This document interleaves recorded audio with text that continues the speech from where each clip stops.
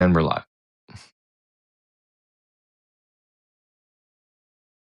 Yeah, okay. It's slowly turning itself on.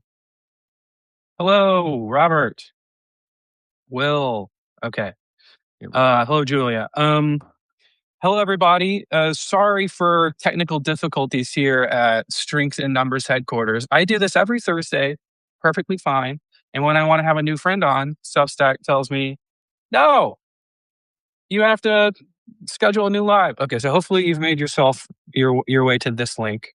I will let a couple more people join. Hi, Seth. How are you? Good. How you doing?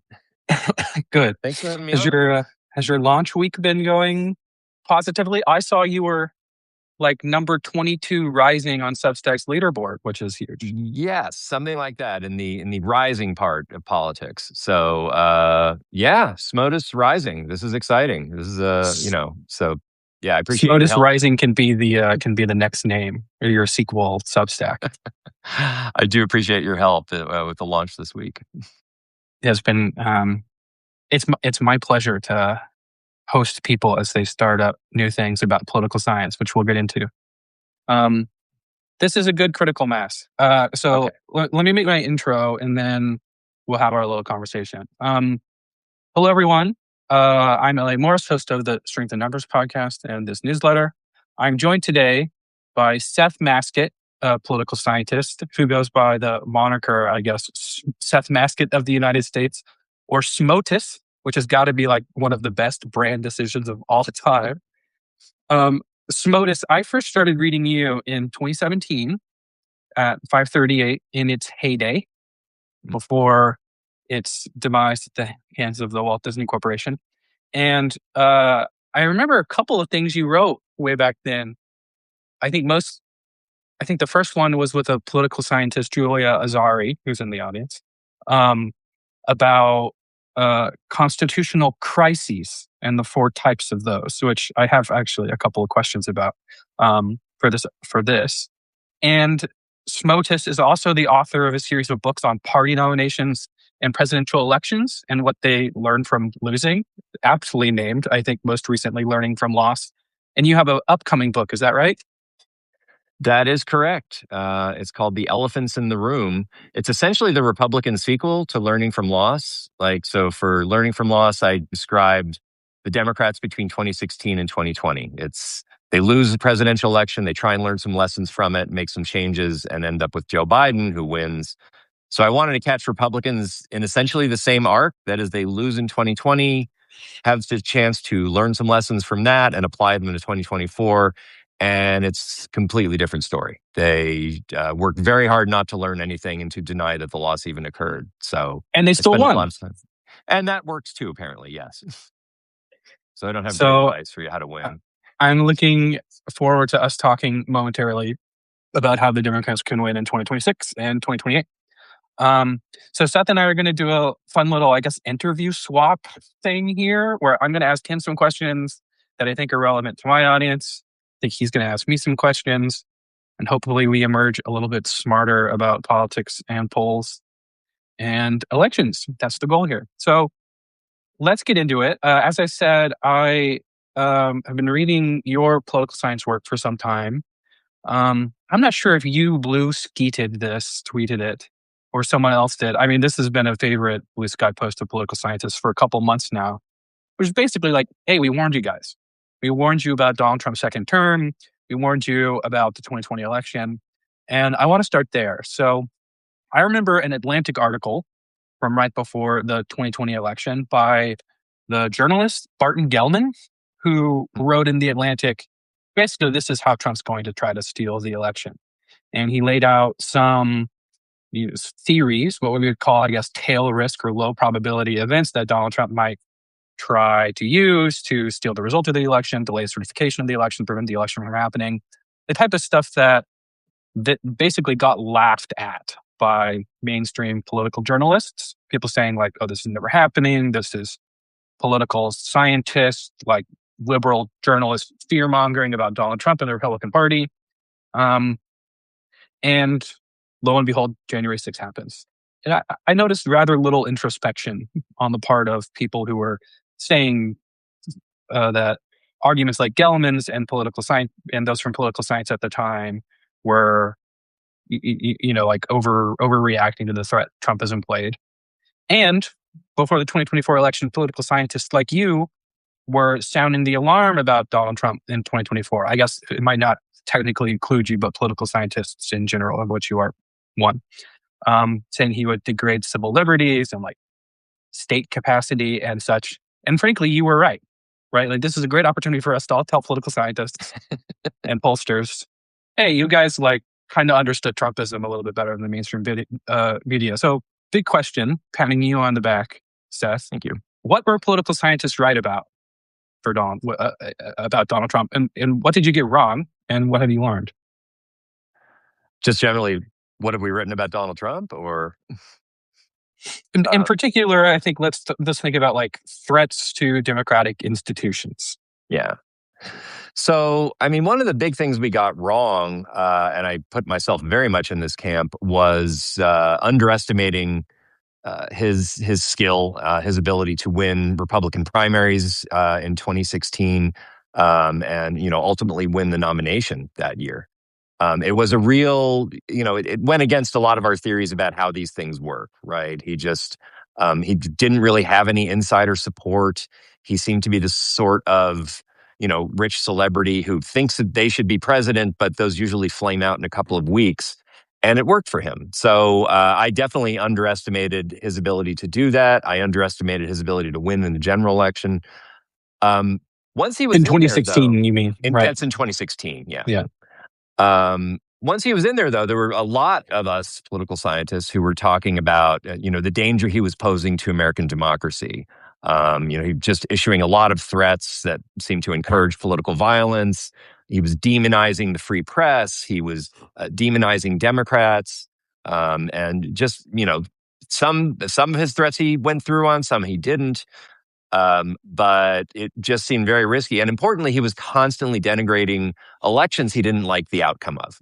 I mean, it was strange. In 2016, after 2016, he was saying that election that he just won was fraudulent and that he was supposed to win the popular vote or something like that, which I never really understood that. But he was basically saying from early in the 2020 cycle that he, the only way he loses is if there's cheating, is if there's fraud of some sort. And then, of course, he continues to bang on that. And we were warning that, this is a very dangerous area for politics to find itself. Usually, there are some people on a candidate's side who will scream fraud anytime their candidate loses. The candidate usually doesn't echo that. Candidates are usually very quick to concede, and that is very much part of the peaceful transition of democracy that's really been, one of the, the stabilizing elements in the U.S. since 1800, essentially. And he just seemed very likely to throw that out, and he did. So that's an area where, a number of columnists, pundits were saying, don't worry, he makes a lot of noise, but he'll step down gracefully and we'll have a smooth transition. And he did not. Well, and the other related area that I think lots of pundits and columnists got this wrong, after his loss in 2020, even in like the December area, saying the Republican Party will move on. Trump will, I believe the Atlantic headline was, fade away. This is not necessarily the Atlantic's fault. They platform many people. But that, I find political science is kind of on the right end of maybe overcorrecting from their misunderstanding or underestimation, let's say, of Trump's 2026 draw, and saying to the journalists at the time, no, you don't understand what the Republican Party is about in 2020, 2021. Like at that point, there were plenty of primaries demonstrating, congressional and state legislative primaries demonstrating Donald Trump's sway over the party. And it was very clear that he would try to run again in 2024. And I just find that like you guys understand voter psychology a lot better than the Washington, New York City press, especially. Maybe perplexingly, given their number of interviews with Donald Trump at diners in Ohio. And maybe I'm just congratulating you guys a little too much, but I do think y'all have something to add to national conversation about Trump. And the Republican Party today and in the future, which is why you're here. So I don't know if you have any other introspection you want to offer about political science blogging in an age of Trump. Here's your opportunity for that.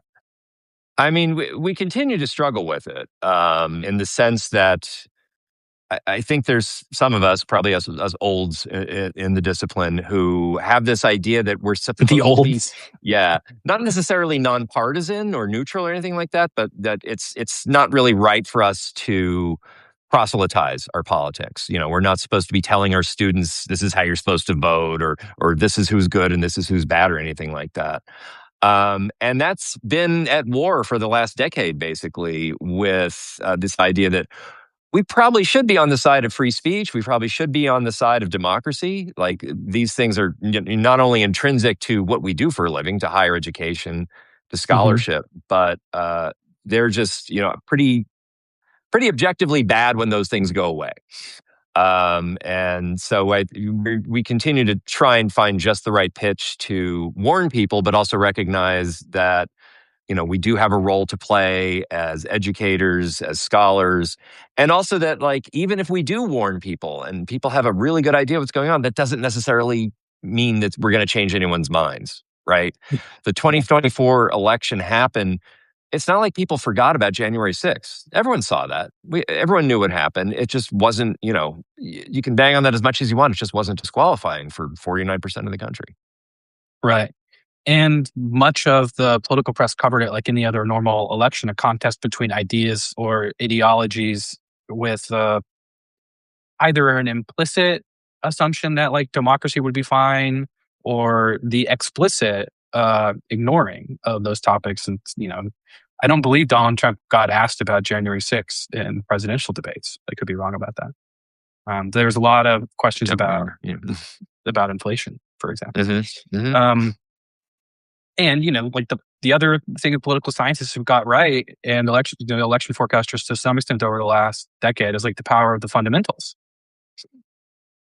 And I know you've written Yes. about the economic fundamentals, the predictive power of like real personal disposable income quite a bit, and even at your Substack. And is that for both midterms and general elections?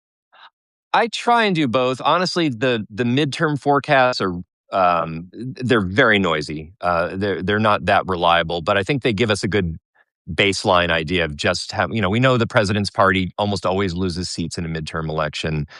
And just plugging in some variables like, GDP growth or real disposable income growth, popularity of the president, you can get a rough baseline. Or is the incumbent party on track to lose 10 seats? Are they on track to lose 40 seats?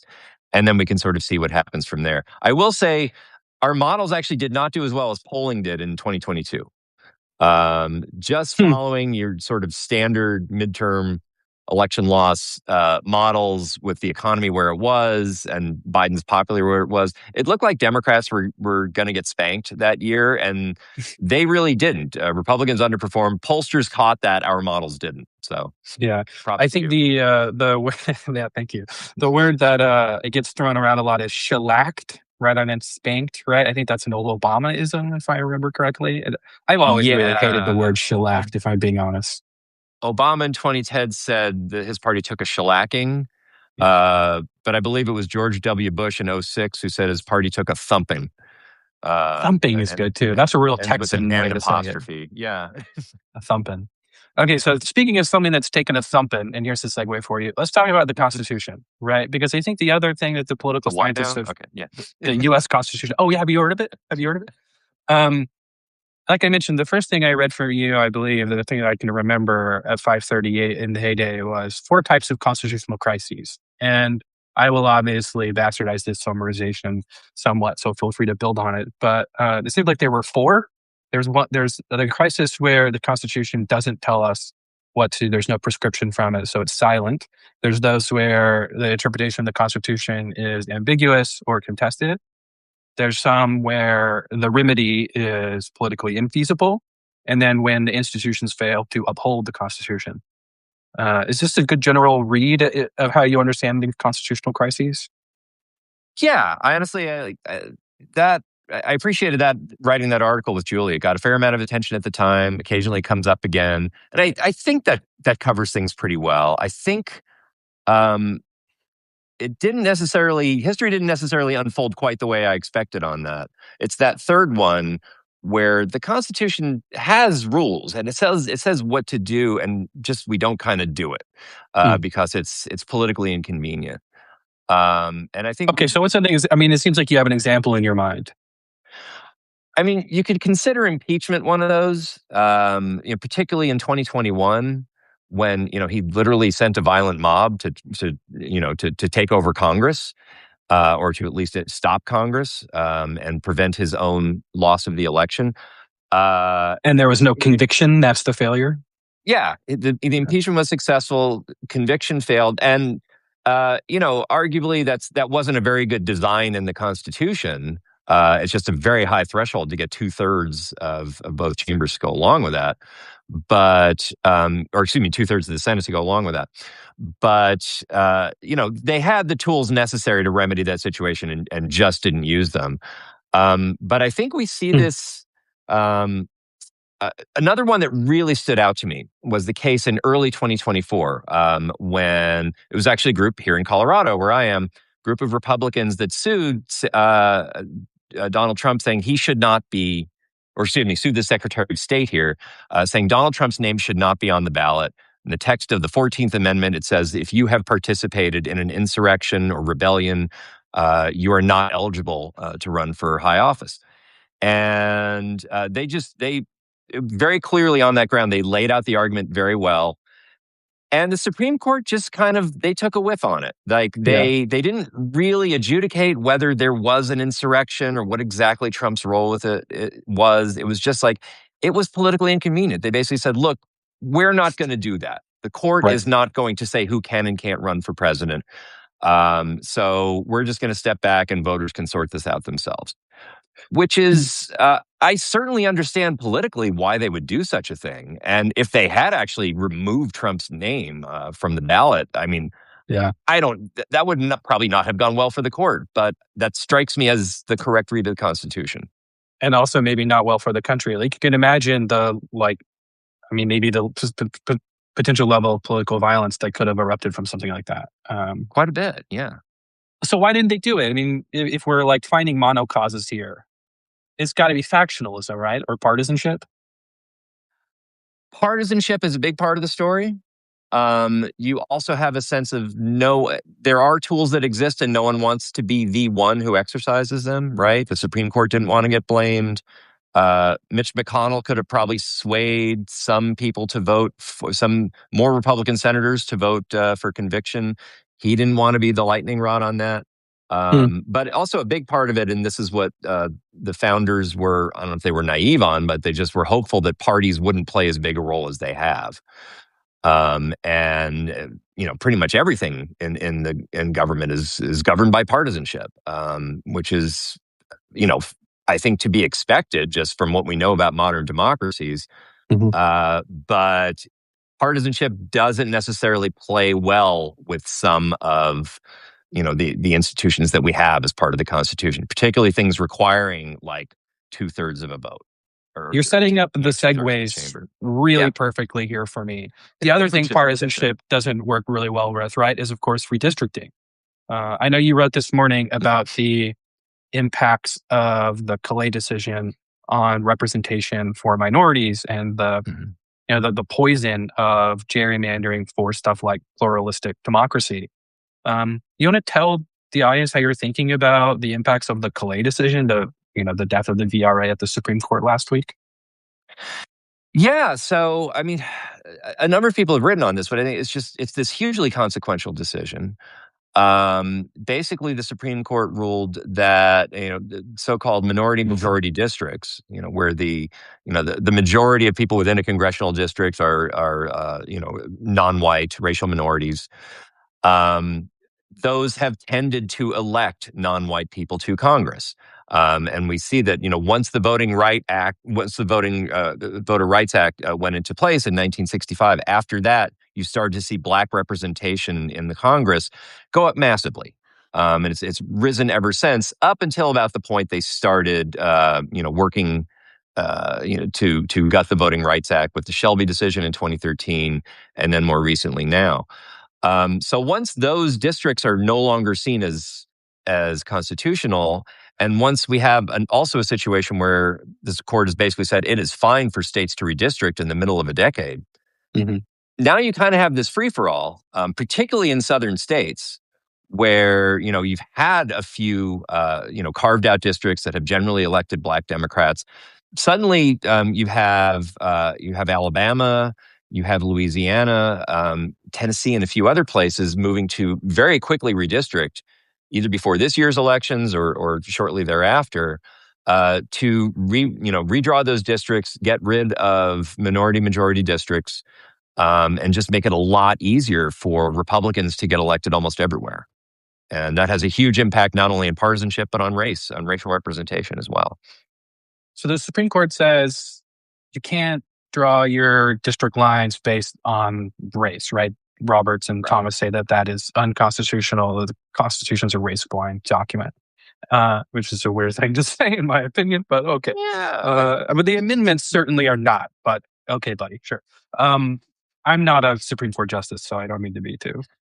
I don't know more about the law than Justice Thomas. But it seems like we are in removing the ability for plaintiffs to file for remedy from discrimination or dilution of voting power based on race, and the Supreme Court's blessing of racial gerrymandering for lack of a congressional standard.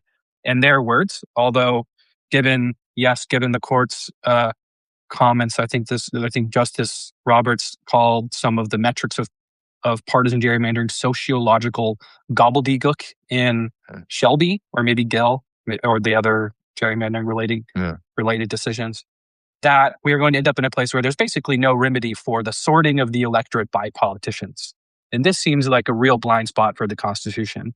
And what's you're not a necessarily redistricting scholar, but like, what is the end game of an electoral system that politicians are in charge of, where there's currently no way for us, the voters, to hold politicians accountable for essentially drawing lines that will let them have power forever, and in some cases meaningfully reduce responsiveness to public opinion and increase minority power? It does, to be flippant, seems bad, right?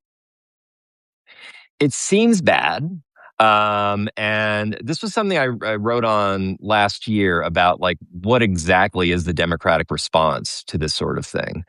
And one thing there was sort of a fight within the Democratic Party once Trump was urging Texas to redistrict last year, and carve out some more Republican-friendly districts. There was questions, well, should Democrats try and do the same in states that they control, or should they just, call this out as un-American, as undemocratic, and try and sort of raise public opinion against it? I was suggesting that probably the right thing to do was what California ended up doing, which was to also redistrict, and just, fight this with that, fight fire with fire. And yeah, that creates a war situation, right? Mm-hmm. And it seemed like, once California proved that, it seemed like, well, okay, now that we've seen both parties are willing to go to war on this, maybe they will back off. Maybe we will not see so many redistrictings. Maybe there'll be some sort of, detente or some understanding between the parties that this is actually bad if we're doing this all the time. But no, both parties have moved ahead on this. Republicans are now really pushing since last week, to do more of this. My impression is probably the best outcome in the long run results from Democrats being roughly as reckless, which I don't like saying that. I don't like arguing that. But it creates the incentive for both parties to eventually reach some new set of norms about, like, when it's okay to redistrict, so they're not doing this every 2 years. Or every 6 months. Right. One of the downsides, one of the the voices against this within both parties is that there are Republicans in California, right? Who who they're going to lose their seats. There are Democrats in Texas who are losing their seats. this puts a number of a party's own politicians at risk when they're advancing this sort of things in states that they don't control. Mhm. And so it's going to increasingly balkanize the country, at least for a while. But yeah, I think we kind of have to get through this, the war phase to get to actually a functional peace. Tell me what you think from a political scientist point of view about the following, which is Mm. it seems like we're now in a situation where the voters, the politicians, and the courts have acknowledged that partisanship is the most important thing in predicting outputs from the government. Not necessarily outcomes, but at least what the government enacts. Um, Voters are, let's just, like hopelessly polarized. I know polarization is somewhat controversial political science over the last couple of weeks. Um, the judges certainly are not, only where there are state level uh, restrictions on partisan gerrymandering are the courts actually getting involved in this. And politicians are happy for their voters to be polarized because they get to keep their job forever as long as their districts don't get redrawn out from under them. Hmm. Right. So have we not reached a place where basically everyone is agreeing that like their partisan label is the best heuristic for policy outcomes in the US? And if that's the case, isn't the right electoral system some sort of proportional representation? It's just like let the parties have their lists. You vote for your party, you get your candidate, rather than a system of districts where, yeah, you get other benefits like local representation and contiguity of the districts that someone represents in theory, but you don't get those when there's no safeguards. Is that the solution here? I think it's a very good potential solution. I think it'd take a while to get there. Yeah. And I would agree. I want to agree and disagree in part.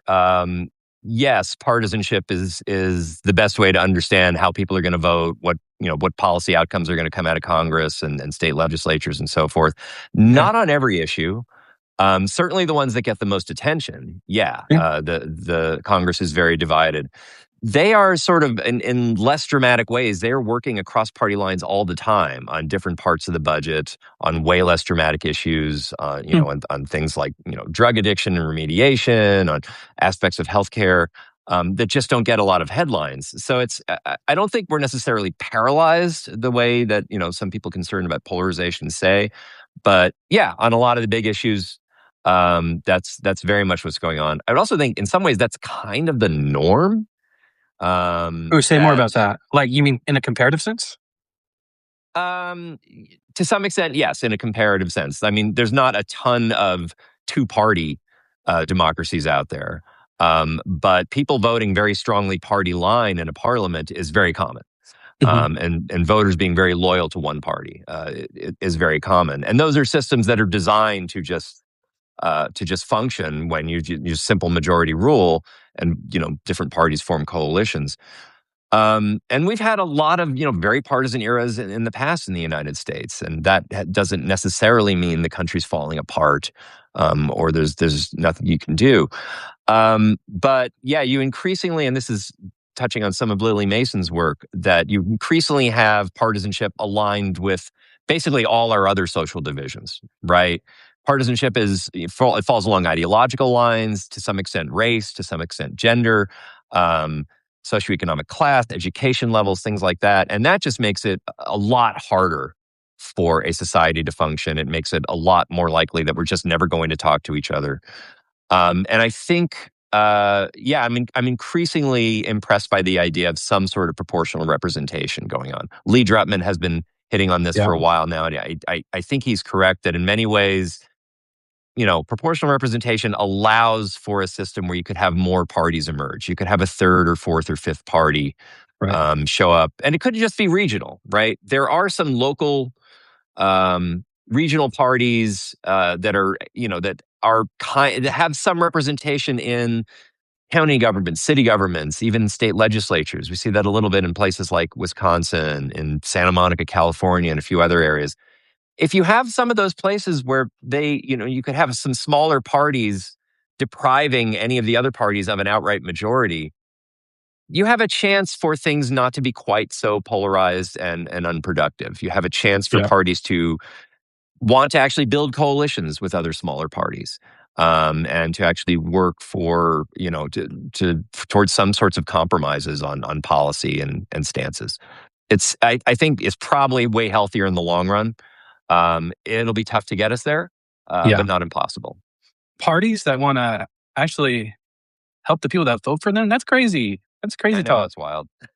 Um, I will. I am eagerly awaiting your writing on the subject of proportional representation as well. Okay, there's one more thing I wanted to ask you about, which is 2028 election. I have 3 questions for you, only one of which is a joke. First, Seth, is it going to be Vance, J.D. Vance, Republican nominee? What does political science tell us about who's likely to win the Republican nomination? If you're just going sort of like pre-Trump political science, I'm definitely not the expert on all of this, but I would say, yeah, Vance is well positioned, right?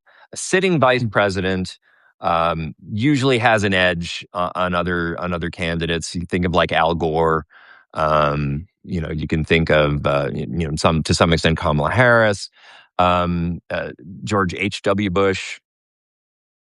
Generally that person has usually either it might be unspoken, but the tacit blessing of the person in charge of the president, and is generally reasonably, has a good name recognition and is reasonably well thought of by people within the party. So I think from that sense, Vance has an insider's advantage. It's a little different in the age of Trump because he doesn't do much tacitly, right? He does things very loudly. Yep. And it's hard to actually figure how this is going to play out, assuming Trump just sort of decides, okay, he's going to just finish his term out, retire into obscurity, or if he passes away or whatever. He may well try to make an endorsement in this race. And I think it's reasonable to conjecture that whoever gets that endorsement will become the next presidential nominee on the Republican side. He continues to have just a huge influence on Republican primary voters and can steer that. And people within the party know that. So my guess at this point is that Vance would have Trump's blessing, but there's a lot of ways that could go. And also, I have a hard time imagining Trump just sort of endorsing someone and then just watching from the sidelines. He's not great at that part either. So he might just nitpick everything Vance does. So who's going to win? For the most part, whoever Trump picks? You think that's the most important variable? Let's say not the only one, but... Not the only one, but I think, yeah, I can't imagine someone becoming the presidential nominee over his wishes. I know the traditional, smart person thing to say is that primaries are really unpredictable. We don't even really know who the candidates are historically at this point in the term. So, take the field over the leader. But in the case of Vance, they might be pretty close. It's not a toss-up. I guess I'd still take the field, but over anyone else is probably Vance and maybe Trump Jr., depending on how much he can convert his father's unique Trumpian bonus, which I'm not sure he can. But okay, I'll take your answer on that. Okay. More seriously, you write about how parties that lose presidential elections adapt their strategy over time. What did the Democrats learn from 2016? Well, allegedly, the DNC has this great report that we can't see, so that all kind of cracks me up. Okay, I'm glad you said it. Yeah. But what really struck me about the 2024 election is that there's hold on. I want you to recap what the party learned from 2016. I think that's a good starting point. Yeah. Yeah. Okay. Because you've written a whole book on that one, so I figure we'll start with that one. Wrote a whole ass book on that. Yeah, and what I did for that book, I spent a lot of time starting in early 2017 interviewing Democratic political activists, people who get involved with the primary and caucus cycles on the presidential level in New Hampshire, South Carolina, Iowa, Nevada, and to some extent DC. And I wanted to understand from them why they thought Hillary Clinton lost. Mm-hmm. And they, that was often the first question I asked them, and that could be like an hour-long answer. Like people were working through stuff, right? It wasn't just an intellectual exercise. They were going through some trauma, honestly. but I heard a pretty wide range of answers. Some were just like, well, it was, the candidate made some mistakes. She didn't, she should have gone to Wisconsin. She didn't campaign in the right places. The party had bad data, Russian interference. It was about James Comey and the email investigation. There was a big one was identity politics, that this Hmm. idea that Hillary Clinton spent too much time focusing on underrepresented minority groups, on women, on racial minorities, on the LGBTQ community, not enough on working class whites in the Midwest, and they were not being spoken to, so they swung right. It was a close enough election that any of those could be right. Yeah. And I didn't really care what was right. I was really curious the stories Democrats were telling to themselves and what they actually did with that information going forward. A lot of them, a lot of those answers pointed in a similar direction, which was that somehow the party had erred in nominating Hillary Clinton. It seemed like a good idea at the time. It tested well. It turned out to fail in execution. And they needed to go back to the most traditional type of Democratic candidate that they could, which was very much Joe Biden. Safe, old, relatively mod white guy, didn't offend anyone. I'm not saying that's the reason he won, but that was a narrative. That was a belief that a lot of people in the party could come to, that regardless of what they thought of him personally or how much they cared about particular issues, he was their electability candidate. And that was the one thing they were obsessed with going into 2020, that they had to get Trump out of the White House. So that was their vehicle. And Um, electability in 2028 will, I think, safe to say, probably be the party's chief concern as well. I mean, that's probably every party's chief concern, right, is winning the next election. Um, but what struck me is a lot of those answers are the same ones people are giving about why the Democrats lost in 2024 as well. Do you agree with that? What things have you been learning in your interviews with party actors on 2024? Well, one thing that's really struck me is that a lot of the explanations about why Kamala Harris lost are kind of contradictory. Some people are convinced she was too far to the left, while others are convinced she was too far to the right. She was too embracing of progressive groups, or she was too embracing of Liz Cheney. Maybe one of those is correct. I don't know. Some were saying that she was too sympathetic to Israel, or she was not sympathetic enough to Israel. You can read what you want into that, and it was an unusual election cycle, right? A lot of people are convinced that it was the style of the election, it was the fact that she only had 100 or so days to campaign, and that was the problem. But you can also look and say, well, her popularity kind of peaked after 60 or so days, and then kind of crept down. So maybe she had too much time to campaign. Yeah. When I talked to people, I did a study on this where I interviewed or I surveyed a few hundred Democratic county party chairs after the election to just get a sense of from them, like why they thought she lost. I provided some suggestions. I also sort of listened to what they had to say. Honestly, the most common response they gave me was that it was the economy. That is, voters were upset about the economy. They were upset about inflation. Um, and they were directing their fire at the incumbent party, which is Hmm. generally a true thing when people are upset about the economy. We saw that happen in democracies all over the globe in 2024. And the convenient thing about, I mean, that might honestly, that's pretty close to how I see the election having come out. But also the convenient thing about that narrative is that it doesn't really require them to do much differently going forward, right? It was Right, a which it of was a course tough the year. advisors and consultants are happy to say, yeah, just hire us again. Right. It'll be fine. Yeah. Yeah, and like it wasn't necessarily Kamala Harris's fault, right? She might have done about as well as could have been done in that environment for an incumbent nominee. So all they have to do is just not be the incumbent party in 26 and 28, which lo and behold they're not, They're and they'll not. probably do Right. better. Which, yeah, pretty good So do you buy that? strategy. This is exactly the question I was going to ask you. Do you buy Okay. that? I think we're seeing this in special elections in 25 and 26. I think we're seeing this going into the midterms, that Democrats have the wind at their back.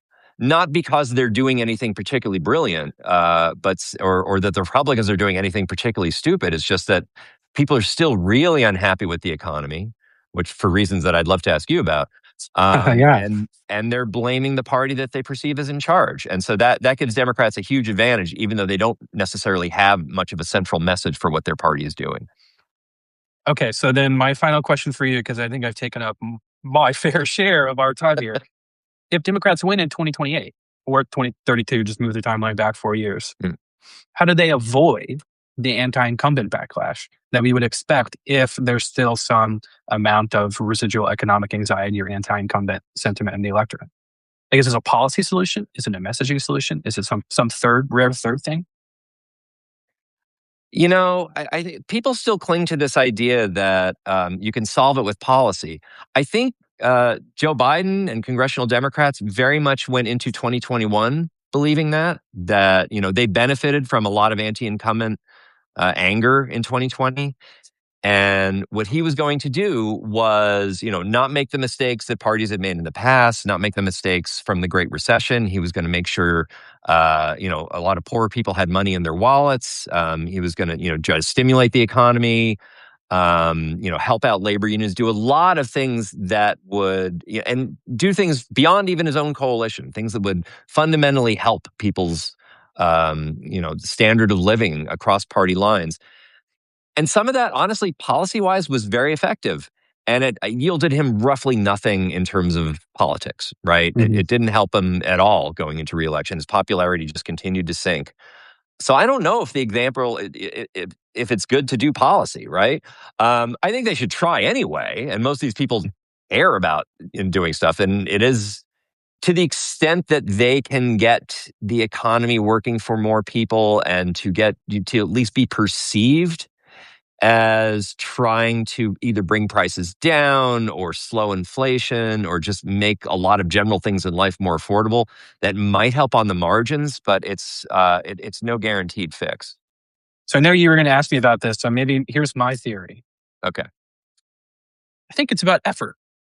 I mean, Zoran Mamdani doesn't win the 2025 Democratic or the mayoral election in New York because of like anti-party bias in New York City.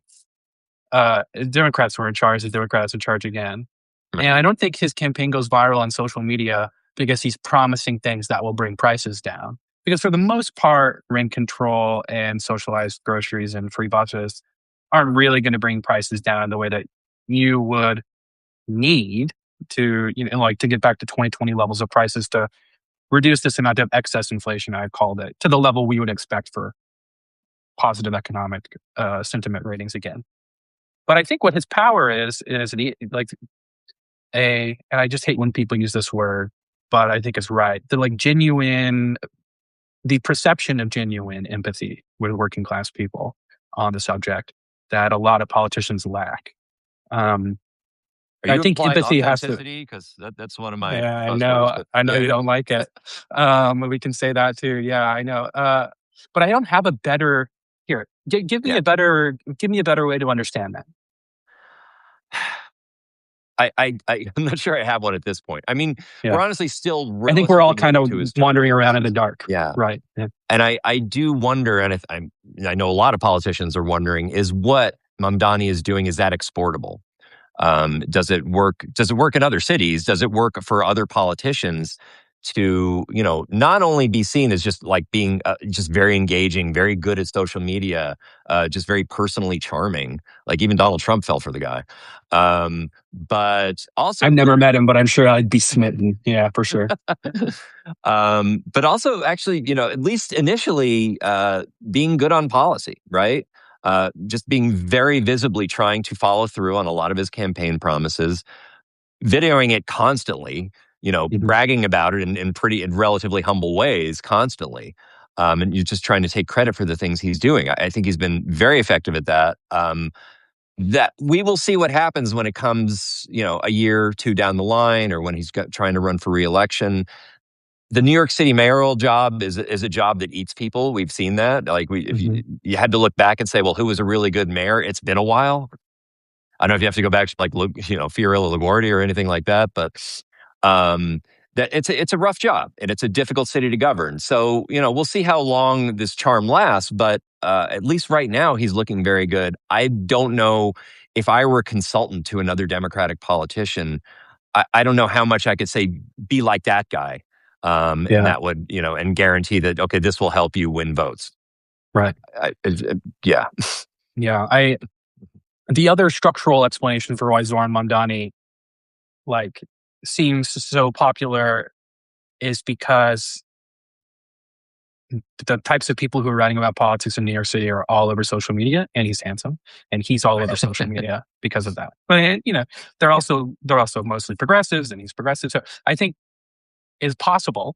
This is just my submission that those of us who consume political news secondhand and aren't really interacting with the guy or the data are falling for the same sort of charm that the voters are. And I would just submit that, and so maybe it is possible that the party could overlearn the lesson in Zoran Mamdani. On the other hand, if it's true that he's really that people really pick up some sort of authentic empathy about the economy, that is definitely something Democrats should try. Because I don't know the last time you looked at Chuck Schumer's favorability rating. It's literally the most unpopular politician in America, which is surprising. Okay, so you've answered pretty much everything. We could do this for hours. You've answered pretty much everything I had. I want to provide. Well, I'll just remind my subscribers. Seth Maskett's a political scientist. I believe the University of Denver, right, in Colorado. Yes. And I've been reading him for years. Please subscribe to his Substack, SMOTUS. By the way, is it all caps? The SMOTUS report. SMOTUS? SMOTUS report, yeah. Or is it capital S, lowercase, MOTUS? What is the etymology here of your acronym? Yeah, I mean, it is, it's an acronym. So theoretically, it should be all caps. I sometimes do it all lowercase. I sometimes do it with just the capital S. I've not been terribly consistent about it, unfortunately. It's a nickname I got. I worked in the Clinton White House a very long time ago in a low-level writing position. And somehow, and at least back then in the early 90s, none of us had heard the term POTUS before getting to the White House. And we all thought it was kind of hilarious. So somehow, they applied that name to me, and it just kind of stuck. So people I know from back then still address me as SMOTUS. Oh, that is some really good backstory, and I don't know what I was imagining, but better than I imagined. So, please subscribe to his Substack, and we can keep going here. If there's anything I can answer for you, we can swap the interview now and swap places. I do have a question I would like to ask you, and I do want to say thank you for all you've done with your Substack, Strength in Numbers. I mean, it's been a real great source of pulling information and data and analysis, and so just thank you for what you're doing. There's a reason you've been successful on here. I was actually really curious about. You've been reporting a lot on Trump's declining popularity, his declining favorability on issues, right? And particularly his numbers on, his approval levels on inflation have just dropped massively, understandably. Approval ratings on foreign policy, on Iran specifically, have dropped. Even on immigration, those numbers have dropped. They've dropped, to my impression, they've dropped either a lot lower or a lot more precipitously than his overall approval ratings as president. And we've seen those, just do you approve of Donald Trump? He's been at roughly, I think most averages have him 38, 39% for a while now. They've drifted a little lower over the past several months, but those numbers don't move a whole lot and aren't very different from him in his first term. So I wonder, is it common to see, is there a disconnect between approval on issues and approval of him? Is that common for presidential approval? Or what can you tell us about what's going on? Oh, interesting. So I just checked his average approval on Iran, just for context for people, is minus 18. Trump's average net approval on prices is minus 40 or so. His average approval on immigration is minus 15, and his average approval overall is minus 22. So I'm channeling some old poli-sci 101 here and thinking about this. Well, we're definitely seeing some parallel publics or is some issue public stuff here. There's a general response to the president's stance on all these issues that is correlated. they tend to move in the same direction if you disapprove of Trump. If something caused you to change your opinion of Trump overall, maybe it causes you to change your opinion of him on the issues, or maybe it's the other way around. He does something that you don't like because that's your issue, that's something you're really interested in, and then you change your opinion of him overall, and maybe that filters to all the other issues. And historically, these are pretty well correlated. Although the other thing I spend all my time doing is like going through the historical polling archives and trying to collate the historical tables for investigations. And I get a lot of help with that from the head of research at Strength in Numbers' sister website, 50 Plus One, our polling aggregation website, Mary Radcliffe, our head of research. But there's just my point here is there's just not a whole lot of historical data on the issue specific approval rating of the president. It's like mainly a modern phenomenon to have, I think maybe like 50 or 60 different topics asked about the president's approval rating over the past year. We have this great system that Mary Radcliffe keeps up that's just like every issue approval rating and the wording that the pollster used for that issue approval rating. It could be really useful for academics, by the way. And if you just look at like each individual text description, that file has like 1,000 different entries. There's so many different ways people are describing this. So, and they pretty much all move together. But that yields itself to some lack of historical insight here on which way the causal arrows are pointing and how they typically move together. You see, the other thing I'm thinking is like most people don't really respond or pay attention to politics all that much. If we are reaching them and this is the first time they're thinking about politics and their impression is gas price. My gas price is $4.50 now per gallon. I don't like the way Trump is handling the economy. It's reasonable to expect that they would also say they don't approve of the president overall or on specific issues. They just think, oh, I don't really like what the guy's doing in general. And that would be my operating understanding of like your average American who spends, at most 30 minutes a week thinking about politics or consuming political news. Thanks for that. I mean, I think relatedly, I'm sort of wondering what are some of the political or policy consequences of him having low approval ratings on these various issues? Like, do we have a sense, does this translate to people changing their votes on things or candidates changing their stances on things going into the midterms? I mean, one of the many things distinct about the Trump presidency is that, even candidates for like governor, candidates for state legislature, when they do surveys and ask people what's the most important issue, in both parties, they're saying Donald Trump. Right. And what are you gonna do to stop or either stop Donald Trump or help Donald Trump? For people whose job has nothing to do with Donald Trump. So it's very much at the fore of voters' minds. So I'm just curious, how does this translate to politics in any? I have really been struggling with this, to be honest, and I would be curious about your take too. I mean, I think it's fair to say there's been, like politics has not always been responsive to public opinion. Let's just say that broadly.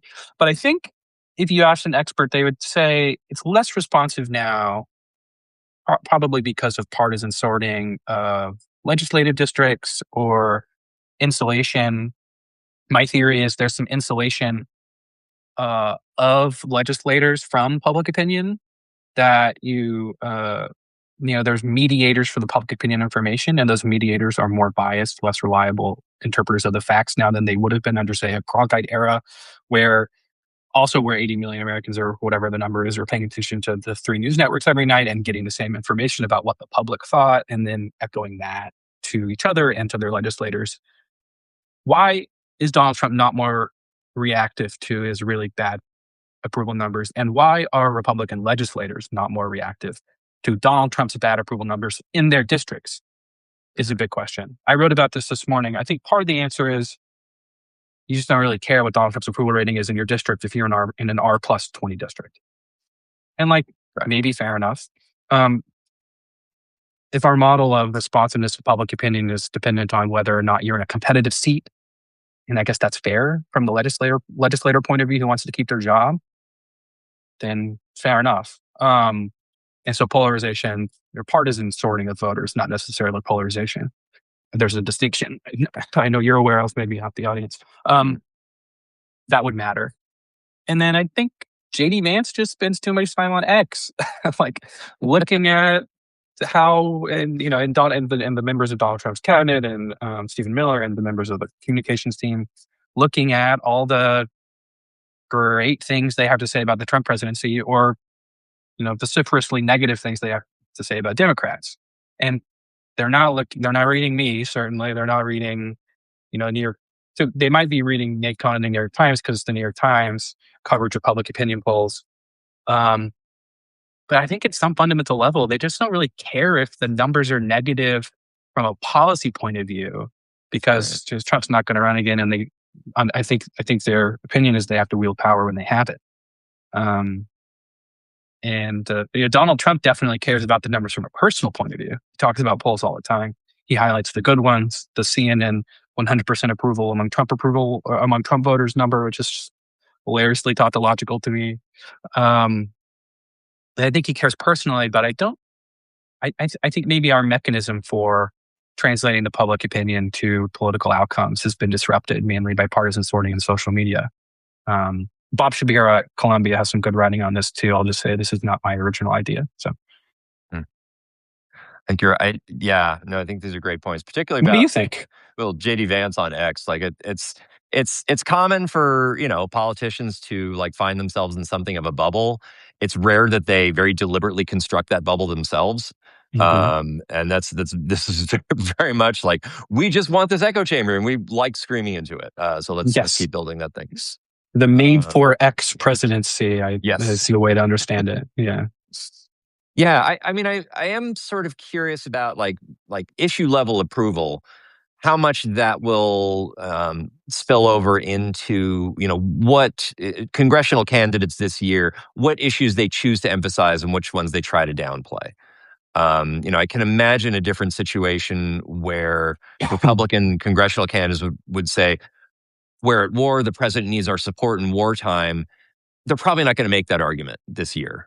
The war is polling very poorly, even among many Republicans. So maybe that'll have an effect. I don't know how many races that actually changes, but it's certainly probably is changing some campaigns' calculus.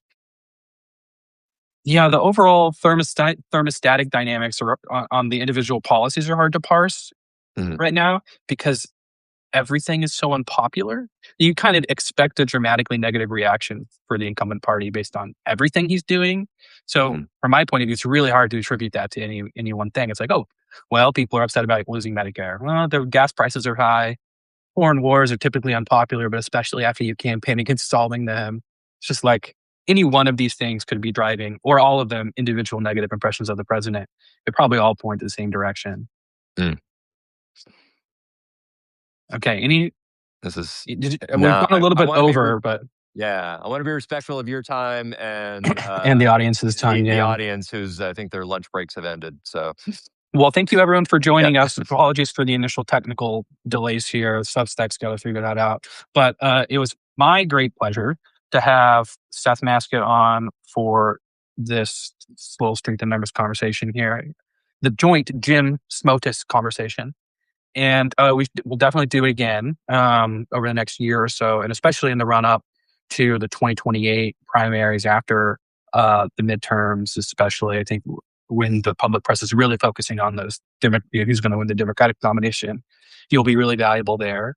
And I, to the extent that I have one foot in the sort of political science department in many different places, or the Substack political science department, I'm glad there's another person here. I'll extend the welcome and tell everyone, please support Seth's work at the Smotus Report, or smotus.substack.com. He's a great, invaluable voice. He has been for a while, and I'm glad that there will be even more writing from him going forward. So thank you for being here, Seth. And thanks for the audience for being here as well. Thank you so much. This has been great. Wonderful conversation. I really enjoyed it. And I can't wait to do it again sometime. Great. Thanks. Bye, everyone.